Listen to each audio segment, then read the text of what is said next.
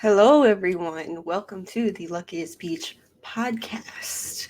I am your host, Rachel, the Lucky Peach, as always. Um, um, yeah, I just immediately got out of bed to record. If you're watching the video version on patreon.com/luckypeach, you will see that my bed is not made. It never is. Deal with it. It doesn't look horrible. No, it doesn't look horrible. Um, Anyways, this is uh gonna remind y'all once again, it is my birth month. Welcome. I am currently recording this still in May, but whatever. It's June by the time you're listening to this. Whether you're on Patreon at patreon.com/luckypeach, or you're just listening to the general release on YouTube, on Spotify, on Apple Podcasts, wherever the hell you're listening to it.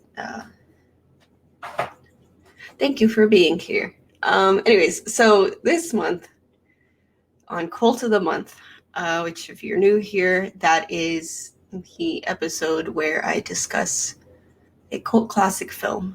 Cult classics are generally, not well received when they first release, kind of smaller, kind of obscure, but they've garnered a large following. So, previously we have done I Spit on Your Grave and Muriel's Wedding.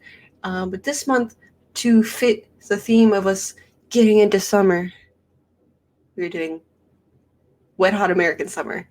Released in 2001, directed by who? David Wayne. Yeah, I've seen this before. I did not know it was a cult classic until recently. I personally like it. What did I give it? What did I give it? That's not what I want to click on. What did I give it on Letterboxd? I give it 3.5 stars. Yeah, it's not fantastic. But it is funny. Like, it kind of goes too far in terms of the typical jokes you would hear in a comedy movie. Like, it's somewhat self-aware of how dumb it is. Except there are a few things I don't like. In a way, I get it. It was filmed in 2000, 2001. So, I kind of get it. But at the same time, I'm like, you shouldn't be using the F slur. You shouldn't be using the R slur. Yeah. It's got a pretty stacked cast. Who do we got? I apologize for my lack of energy. The cast, we have Janine Garofalo as Beth, David Hyde Pierce as Professor Henry Newman, Molly Shannon as Gail von Kleinenstein, Paul Rudd as Andy, Christopher Maloney as Gene, Michael Showalter as Gerald Coopberg / Alan Schemper, Marguerite Moreau as Katie Finnerty, Ken Marino as Victor Pulak,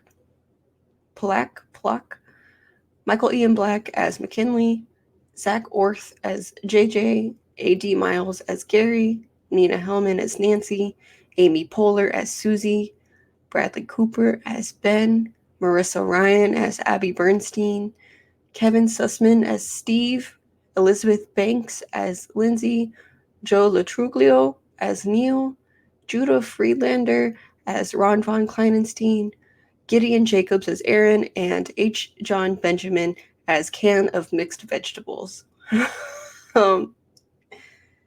Yeah, they don't explain the Can of Mixed Vegetables thing in the movie, but if you've seen the prequel series on Netflix, they explain it. All of the original cast was involved in the prequel and sequel series on Netflix, so it's canon.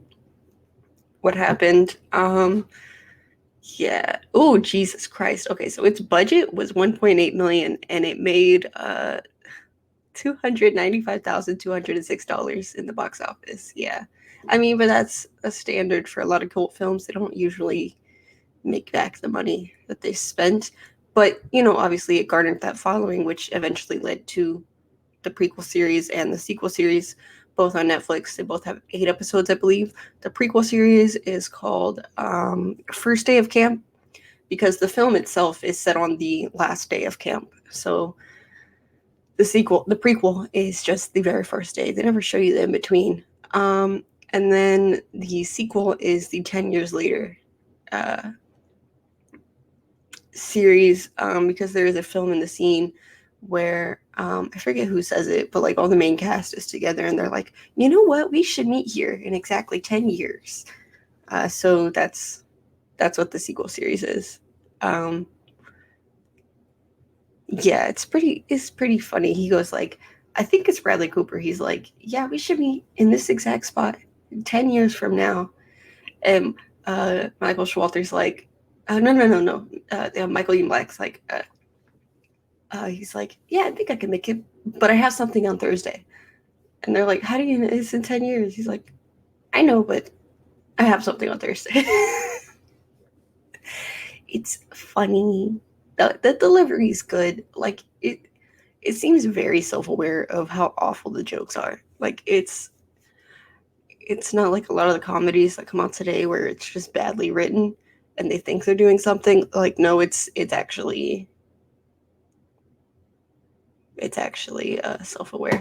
So like the general plot, we'll just go into it. The general plot is in 1981, Camp Firewood, a summer camp located near Waterville, Maine,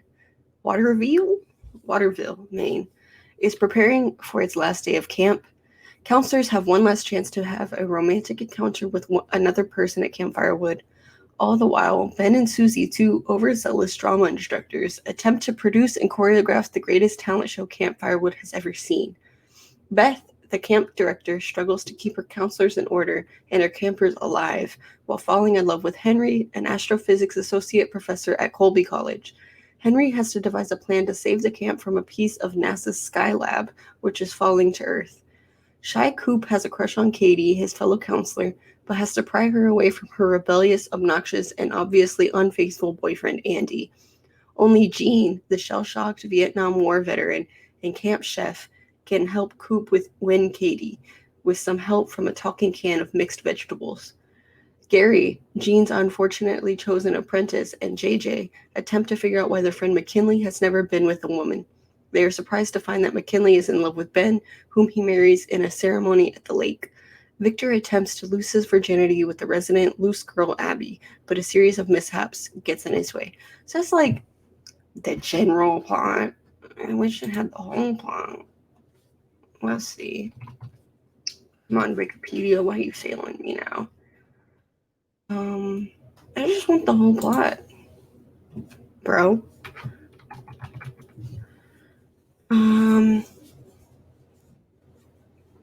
Google just says set on the last day of camp in the hot summer of 1981.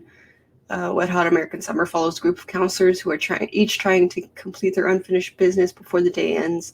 The entire summer of pent-up sexual frustrations, unresolved post-traumatic stress, pending separations, and of course, the talent show, all weigh heavily on the minds and groins of counselors and campers alike. I just want the whole plot. I mean, I could tell you, but like it's not going to be as well worded. So,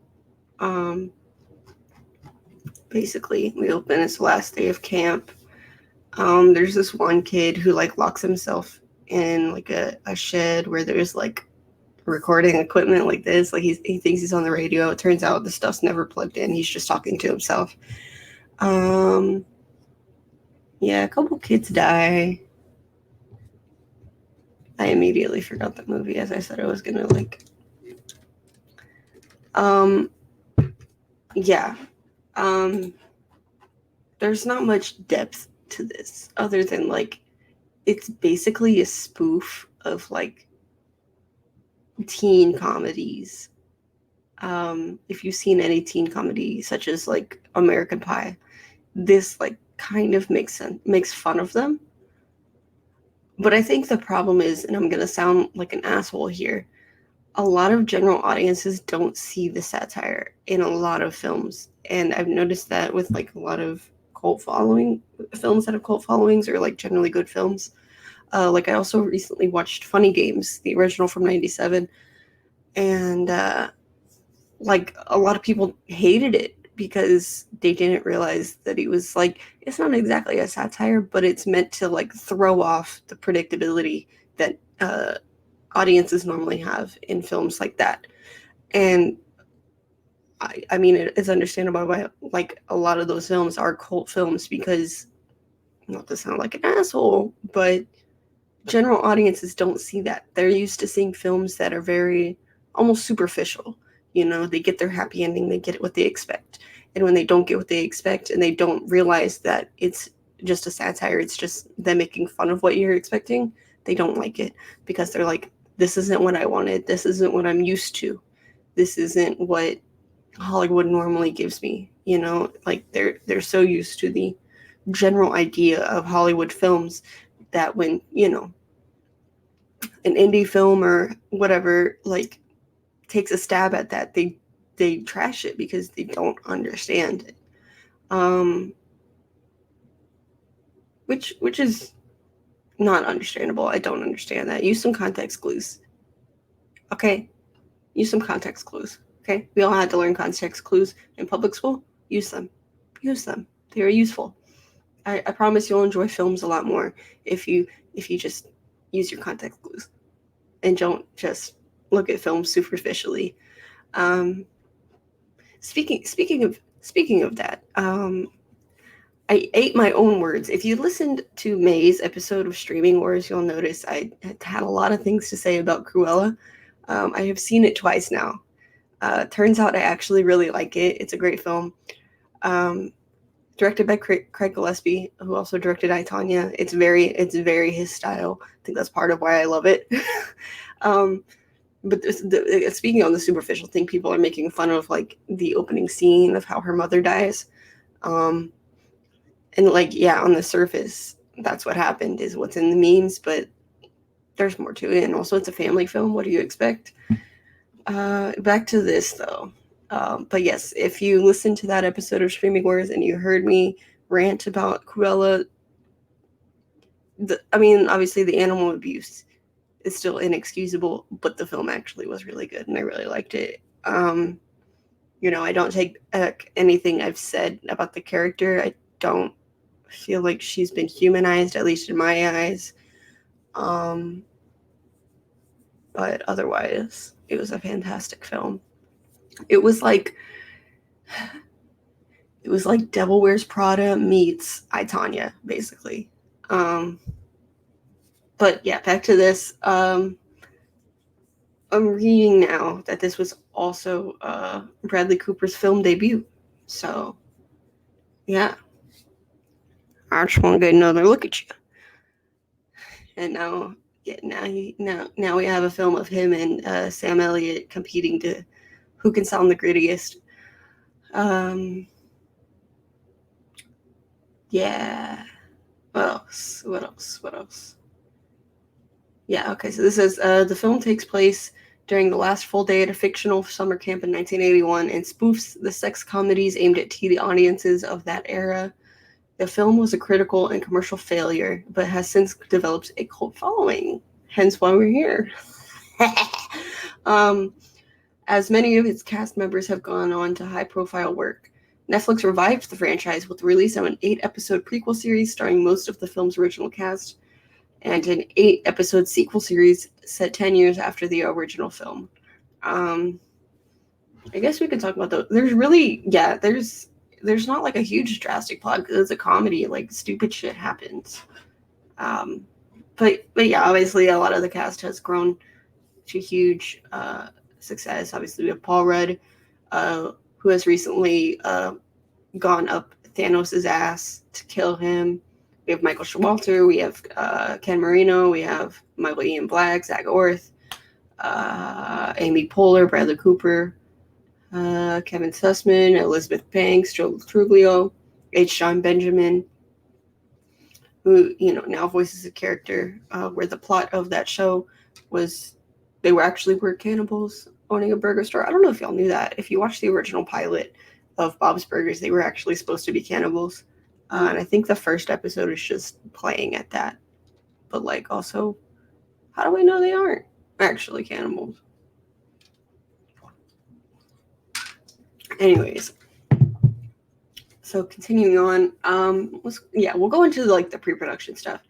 The film is based on experiences Wayne had while attending Camp Moden, a Jewish camp located in Belgrade, Maine, and Showalter had a camp at Camp Mohawk in the Berkshires of Cheshire, Massachusetts. During one scene, the counselors take a trip into Waterville, Maine, which is not far from the camp. Oh my god. That is okay, yes, that is a great scene. There's a scene where they take a trip into town because the camp director needs to go pick something up, and they go in. There's like this huge montage of them like being stupid, like eating McDonald's and like doing heroin and drinking and smoking and getting into shenanigans. And then they come back, and they were only gone for like a couple hours, but they come back and they're like, oh, it was a great trip. But it like looks like they were there for like a whole week. It's funny. It's funny. This Calls for the Month is hard to do by myself. I'm telling you all this right now. Anyways, it is also a parody of and homage to other films about summer camp, including Meatballs from 1979, Little Darlings from 1980, Sleepaway Camp from 1983, and Indian Summer from 1993. According to Wayne, they wanted to make a film structured like the films Nashville, Dazed and Confused, and Do the Right Thing, films that take place in one contained time period that have lots of different characters. I mean, I would say they were successful at that. I mean, I'm going to be honest, I haven't seen any of those films, but I think they did a pretty good job at that. Like, I hate that, people shit on it so much because it was great. Like, I think they did a good job at it. Like, it goes back and forth. The timeline doesn't make sense, but like it's contained in one day in one location. It's dumb, it's silly, and I think it's fantastic. I personally love it. So the film's financing took 3 years to assemble. In a June 2011 interview, Wayne revealed the film's budget was $1.8 million. He noted that during the 2001 Sundance Film Festival, the film had been promoted as costing $5 million in an attempt to attract a better offer from the distributor. Because of the film's relatively small budget, the cast was paid very little. Paul Rudd has stated he is uncertain that he received any compensation at all for the film. Damn. I mean, he's probably getting hella residuals. But also, I'm pretty sure the Netflix series did very well. So I would think he made back money from that. I mean, at the end of the day, he's still incredibly successful. He's literally the Ant-Man. So I don't know. I mean, I can't speak for him. I don't know that he's upset if he got paid for it. I don't. He doesn't seem like the kind of guy who cares, though. Like, Paul Rudd seems just like a happy guy who doesn't give a shit. Yeah. But also early on in your careers in the film industry, you can't really expect to get paid a whole lot. I'm not expecting to get paid a lot, as I, start my personal career. I'm already not exactly getting paid for this podcast. So, it is what it is. I'm just happy to be here, happy to be doing this. So speaking in my own opinion, I would think, I can't speak for Paul Rudd, but I would think that he probably felt a similar way. I don't know them. Don't take my word for it. I don't know Paul Rudd. I don't know how many degrees of separation I am from him. But continuing on, principal photography lasted 28 days in May of 2000, and according to director David Wayne, it rained on every day of shooting. That's funny. Exterior shots were filmed when possible, sometimes under covers or umbrellas, but some scenes were moved indoors instead. And in many interior scenes, rain seen outside turns into sun as soon as characters step outside. Due to the cold, the actor's breath can be seen in some outdoor scenes. The film was shot at Camp Tawanda in Honesdale, Pennsylvania. That makes me want to rewatch it again because I never noticed that. But that's funny, it's working with what you got. Sometimes you're dealt a bad hand, but like you can't really, you don't have the time or the funds to swap things around and make it better, make it work. I'm busy. Baby bird sitting by their doorstep. I said, Mom, I've been there twice already. Like your mama, and looking for food or something.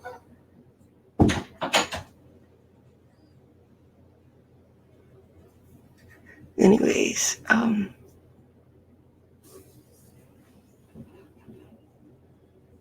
so yeah, this is what it's like when you move back in with your parents and they interrupt your recording. I apologize for that. My dad wanted to tell me about some birds that were outside. That's all. I thought they were going to be gone a lot longer. Anyways, I do want to rewatch that now because now I'm like, I want to see. I want to see if I can notice that because I've seen that film twice now and I didn't notice that. So I would say that they were successful at making you believe that it was not raining during the entire shoot.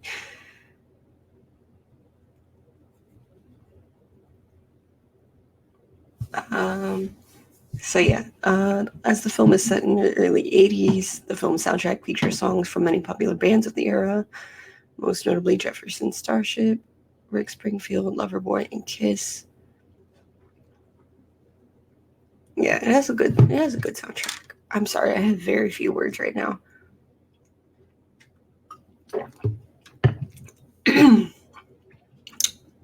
So what's up? Okay. So it premiered at the Sundance Film Festival, where it was screened 4 times to sold out crowds, though it failed to attract a distributor. Damn. Months later, USA Films offered the filmmakers $100,000 for the film, with virtually no participation for the filmmakers. An offer from the film's investors accepted. It premiered in New York, and then received a limited theatrical release to fewer than 30 cities. Jesus Christ.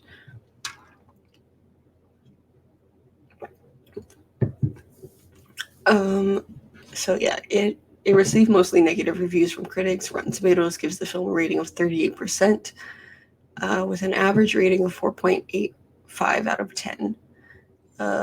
The website's critical consensus reads, Wet Hot American Summer's incredibly talented cast is too often outmatched by a deeply silly script that misses its targets at least as often as it skewers them. Metacritic gives the film a score of 42 out of 100 based on 24 critics, indicating mixed or average reviews. Roger Ebert, as you know, here at the Luckiest Peach, we do not like Roger Ebert. If you've listened to the last 2 episodes of Cult of the Month, you will know this. We do not like Roger Ebert here. He rated the film with 1 star out of 4. His review took the form of a tongue-in-cheek parody of Alan Sherman's Hello Mudda, Hello Fada. I don't really care. We don't like Roger Ebert. In contrast, Entertainment Weekly's Owen Gleiberman awarded the film an A and named it as one of the 10 best films of the year. Newsweek's David Anson also lauded it, calling it a gloriously silly romp that made me laugh harder than any other movie this summer. Make that this year. Numerous other critics have praised the film as a witty pop satire, and it has gone on to achieve a cult following. Actress Kristen Bell stated on NPR on September 2nd, 2012, that Wet Hot American Summer was her favorite film, having watched it hundreds of times. Her quote about it says, when someone has an open enough heart to accept the silliness, and that's what it's about for me, an open heart. If someone's heart is open to Wet Hot American Summer, they love it. that's when I know that me and them, we've got an unbreakable bond. Together forever like camp counselors. Oh my god. That's kind of gay. But I appreciate it. As a fellow gay. Yeah. Yeah. There is also a documentary about the making of the film that's on Netflix. Came out with the prequel series. So yeah, the prequel series is called Wet Hot American Summer, First Day of Camp.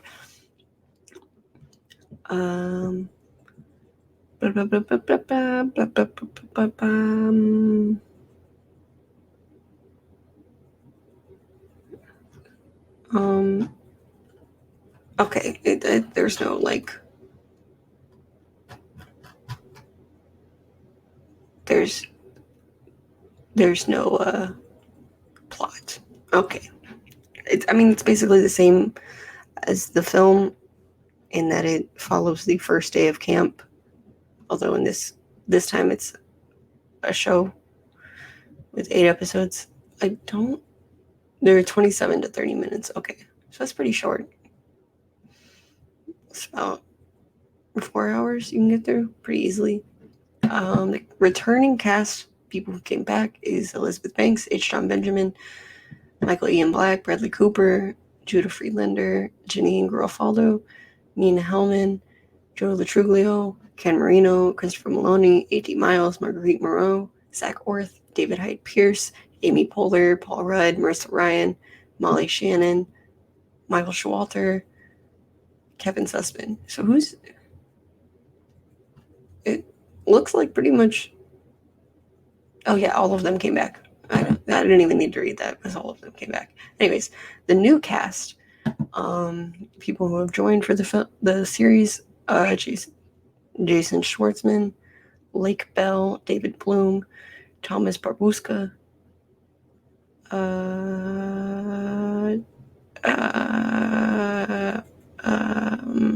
David Wayne is actually in it. Nice. Makes an appearance. John Slattery, Michaela Watkins, Josh Charles, Rich Summer, Eric Nenninger, the best Chris in all of Hollywood, Chris Pine, John Hamm, Randall Park, Michael Cera, and Kristen Wiig. Guest appearances are from Jordan Peele, Paul Scheer, Jayma Mays, Weird Al, Beth Dover, John Early, Bruce Greenwood, Rob Hubel, and Richard Schiff. Let's see. What was the budget? Thank you, Wikipedia. There is no budget. Does Netflix even reveal what its budgets are?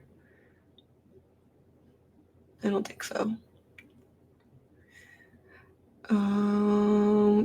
So it says most of the film was actually shot in LA. They worked around the availability of the cast members, since now a lot of them are high profile. Some sources say that Bradley Cooper had to shoot all the scenes in one day. Good God. Michael Showalter denied that claim, though. The documentary, along with like the making of the series and the making of the film, released. And then we have this time got a score of 92% on Rotten Tomatoes and a 74 out of 100 on Metacritic. Yeah, so it seems the tides have turned on it, but I think that's because people, it had the series, that the prequel series came out in 2015, so like audiences obviously had gotten time to realize it's actually a good movie. So then we have 10 years later, which is the sequel series, where they come back exactly 10 years after the camp happened. It's also 8 episodes, 24 to 31 minutes.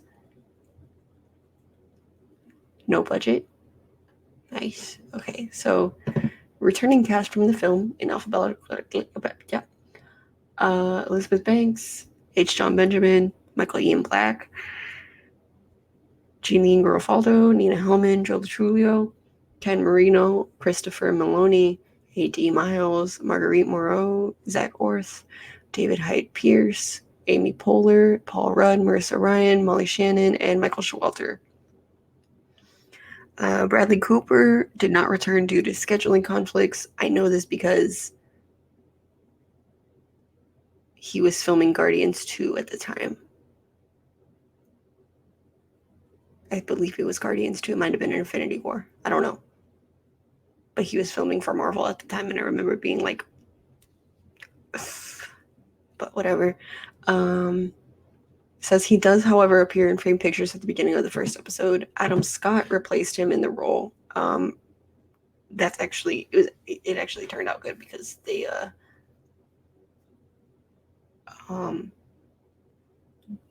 were self-aware about it. Like, they made a joke. They're like, "Oh my God, Ben, you look so different. Did you lose weight or something?" And because it's a different actor. Or I think they make a plastic surgery reference. I don't know. Judah Friedlander and Kevin Sussman did not return. Returning cast from the previous miniseries for the prequel: Beth Dover, Rob Hubel, Sam Levine, David Wayne, Like Bell, Paul Scheer, Josh Charles, Kristen Wiig, Rich Sommer, Eric Nenninger, John Early, Best Chris in all of Hollywood, Chris Pine, and Jason Schwartzman. The new cast, we have Adam Scott, obviously, replacing Bradley Cooper, Mark Feuerstein, Sarah Burns, Alyssa Milano, Jai Courtney. Oh, I forgot Jai Courtney was in it. Melody Linsky, Skylar Gazondo, Joey Bragg, and Marie Johnson. Do I know her? Chris Redd, Joshua Molina, Maya Erskine, Marlo Thomas, Dax Shepard. It has a 77% on Rotten Tomatoes and a 67 out of 100 on Metacritic.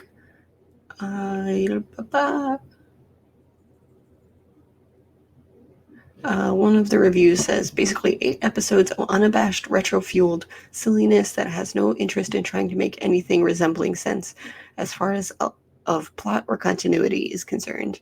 I mean that as a compliment. That's true. There's like almost no continuity to the previous works, but it works. It works and it's funny. It's not bad. Like it seems purposeful. The Atlantic criticized the dialed-back humor and felt that 10 years later will appeal to fans who just want to see everyone back together, only this time dressed in goofy 90s outfits. I mean, okay. Yeah, I personally like this film a lot.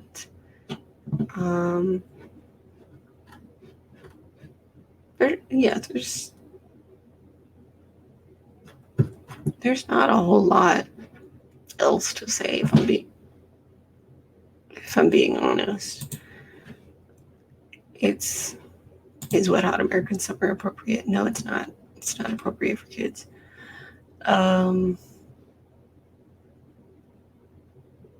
Yeah. How old was Paul Rudd in Wet Hot American Summer? I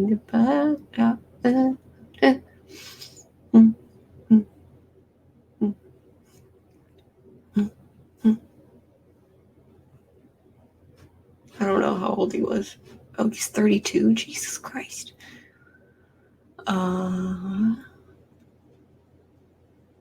Why didn't Bradley Cooper do Wet Hot American Summer? Yeah. I don't know. Yeah. Is Paul Rudd vegan? No, he's not. What else? Why are there so many questions on Google about if Paul Rudd is vegan? How did that start? Why is that a rumor? Is that a rumor that Paul Rudd is vegan? What is this controversy?